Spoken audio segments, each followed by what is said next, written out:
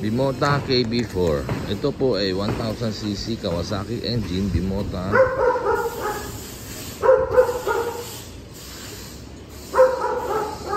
Bimota collab Kawasaki. So Italian motorcycle using Japanese engine, Italian technology. So ito po ay imported, pinarating. So ang landed cost nito is 2.4 million. Kaya po yung harap niya.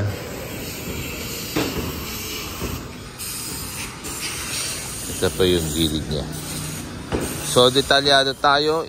Ito'y ginamitan ng 1000cc ng Kawasaki na ginamit sa Ninja 1000. Hindi po yung makina ng ZX 1000, Ninja 1000. So medyo tame ang makina nito, hindi wild. Swing arm, gawaan ng Bimota, napakaganda. Preno, Brembo. So meron siyang all-ins na steering damper, adjustable, hindi electronics. Yung gauge niya, Kawasaki inspired talaga. Okay, buksan natin. Bimota. 1 kilometer lang tinakbo, kakalabas ko lang sa garahe. So nakastock to ng medyo matagal.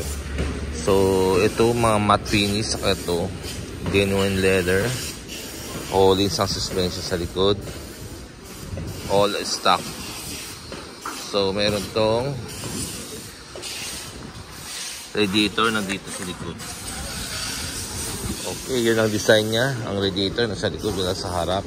To make the bike slimmer. Ang ayaw ko lang dito, ito, side mirror. Lakas mag-vibrate.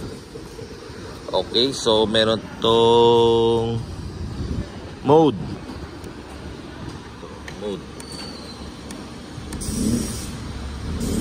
Select. Mode select. Ayan, hindi ko alam eh. So meron tong mga sports siguro. Teka,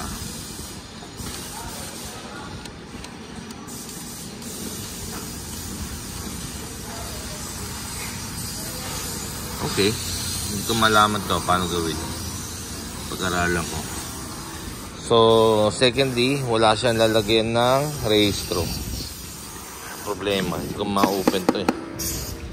Hindi, wala siyang susi. So rehistro is sa packet ko. So ang kagandahan niyan is depende sa mata ng tao. Meron napapangitan. Ang pangit naman ng gawa niyan. Oo, pangit, pero nostalgic. Bimota. Nagbalik siya sa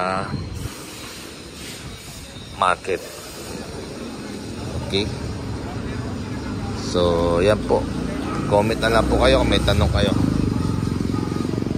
Safety Motovlog. So ang gulong niya is Super Corsa pala. SP. Okay, thank you.